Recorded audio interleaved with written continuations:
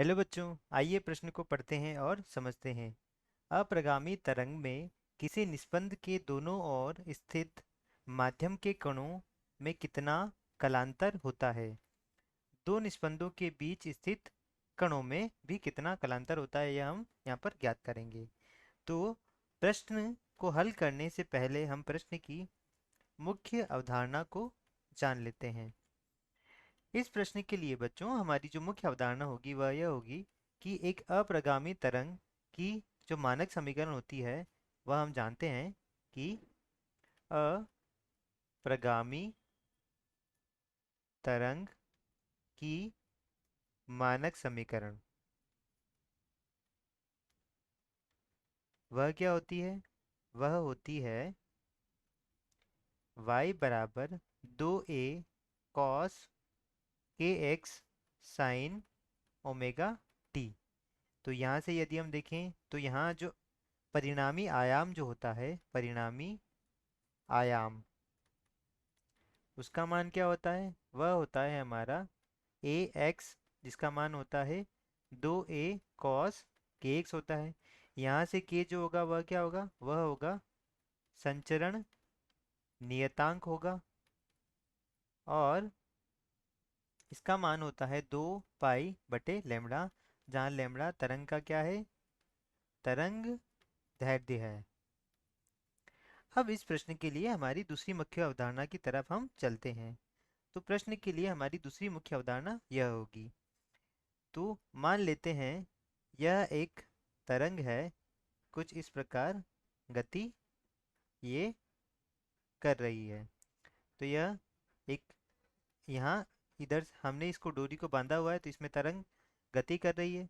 तो यह तरंग इस दिशा में जाने के बाद, यहाँ टकराने के बाद यह वापस से इसी माध्यम में इस तरह से गति करती हुई आ जाएगी।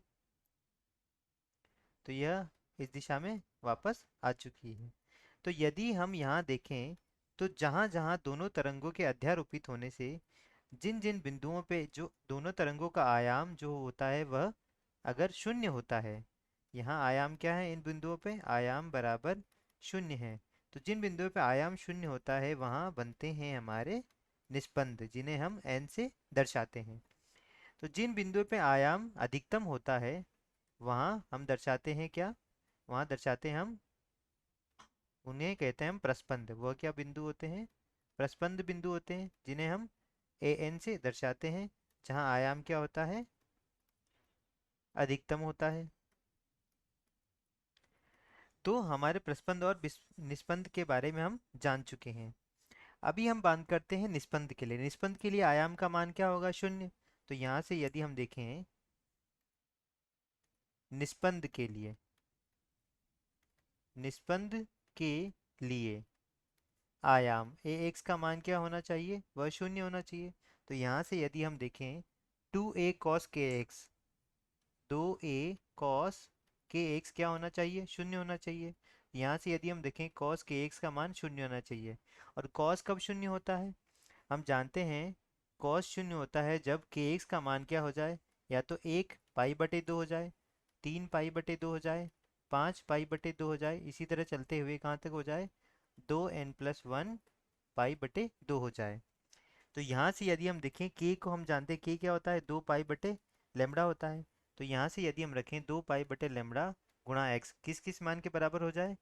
1 पाई/2, 3 पाई/2, 5 पाई/2, इसी तरह कहाँ तक चलता जाए? 2n+1 पाई/2 हो जाए।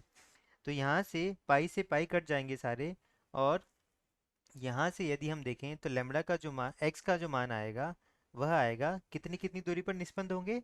वह आएगा लैम्बडा/4, 3 लैम्बडा/4, 5 लैम्बडा/4, इसी तरह 2n+1 लैम्बडा/4। तो यह क्या आ गया? हमारे निष्पन्द बिंदु आ गए। कौन से बिंदु आ गए? यह निष्पन्द बिंदु आ गए।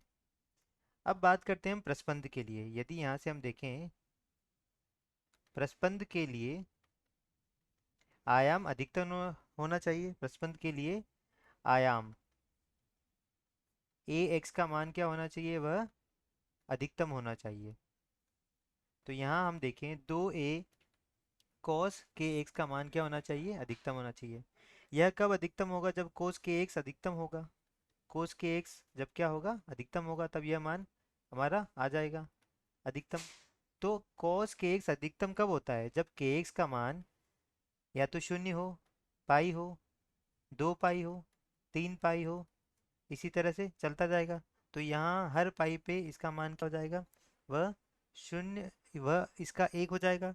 तो यहाँ से हम देखें तो के का मान हम रखेंगे 2 पाई/लैम्बडा एक्स बराबर शून्य।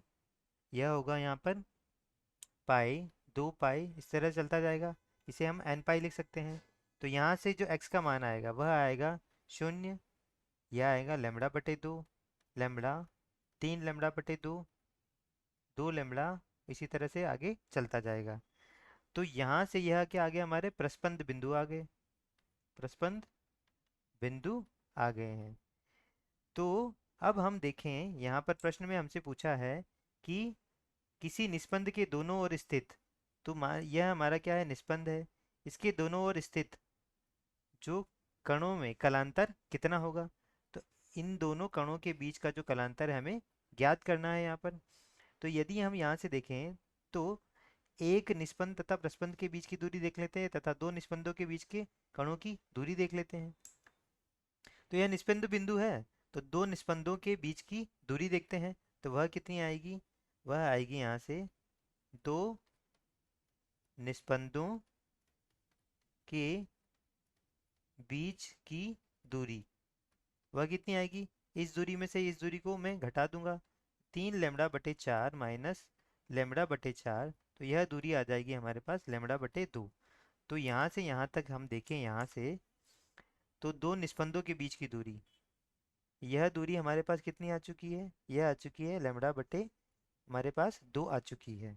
अब एक प्रस्पंद तथा एक निस्पंद के बीच की दूरी देख लेते हैं। तो एक प्रस्पंद, पहले प्रस्पंद और पहले निस्पंद के बीच की दूरी यदि हम देखें, तो यहाँ से हम देखें प्रस्पंद तथा निस्पंद के बीच की दूरी, निस्पंद के बीच की दूरी, वह क्या हो जाएगी, प्रथम दूरी यहाँ से देखिए हम शून्य है, यह कितनी है, लैम्बडा/4 है। तो यह कितना हो जाएगा, लैम्बडा/4 माइनस शून्य, तो कितना हो जाएगा यह लैम्बडा/4। तो यहाँ से यदि हम देखें तो यह जो दूरी होगी वह लैम्बडा/4 होगी। तो यहाँ से यदि हम देखें तो यह दूरी भी कितनी होगी, लैम्बडा/4 होगी। तो इस तरंग को हम दोबारा बना लेते हैं। यहाँ से यदि हम देखें इसको, इस तरीके से हम देखते हैं। तो यहाँ हमसे पूछा है कि निस्पंद के दोनों ओर, यहाँ क्या होगा, प्रस्पंद होगा। तो यहाँ भी क्या होगा, एक प्रस्पंद होगा। तो दोनों ओर जो स्थित कण है, इनके बीच का कलांतर हमें ज्ञात करना है। तो यह दूरी लैम्बडा/4, और यह दूरी भी कितनी हो गई, यहाँ से यहाँ तक लैम्बडा/4। तो कुल दूरी, कुल दूरी जिसे हम पथांतर भी कहेंगे, उसका मान कितना हो गया, यहाँ से लैम्बडा/2 हो गया। अब यहाँ से हम देखें कि दो निस्पंदों के बीच की दूरी, निस्पंदों के बीच की दूरी हमने क्या ज्ञात की है, यहाँ से दो निस्पंदों के बीच की दूरी हमने लैम्बडा/2 ज्ञात की है। तो यहाँ से यह भी देख लेते हैं, दो निस्पंदों के बीच दूरी, वह हमने कितनी ज्ञात की है, उसे हम पथांतर बोलेंगे, वह कितना होगा, लैम्बडा/2 हो जाएगा वह भी। तो यहाँ से हमें कलांतर ज्ञात करना है। तो कलांतर डेल्टा फाई बराबर होता है 2 पाई/लैम्बडा गुणा डेल्टा एक्स, जहाँ ये हमारा क्या है, कलांतर है। डेल्टा एक्स क्या है, दोनों का, दोनों के बीच में, दोनों कणों के बीच में पथांतर है, तथा लैम्बडा इसकी क्या है, तरंग दैर्ध्य है। तो यहाँ से यदि हम मान रखेंगे इसका, डेल्टा एक्स का मान यहाँ से लैम्बडा/2 रखेंगे, तो 2 पाई/लैम्बडा गुणा, यह भी कितना हो गया यहाँ से लैम्बडा/2। तो लैम्बडा से लैम्बडा और 2 से 2 कट गया। तो जो कलांतर का मान आएगा वह आ जाएगा यहाँ से पाई। तो यहाँ भी जो पथांतर का मान है लैम्बडा/2 है, तो यहाँ से भी डेल्टा फाई का जो मान आ जाएगा 2 पाई/लैम्बडा गुणा लैम्बडा/2। तो वह भी कितना आ गया यहाँ से डेल्टा फाई। कलांतर क्या आएगा, या पाई आएगा। तो दोनों स्थितियों में कलांतर बराबर यह कितना आ जाएगा, पाई आ जाएगा। तो यही क्या है, इस प्रश्न का हमारा अंतिम उत्तर है। आशा करता हूँ आपको समझ आया होगा। धन्यवाद।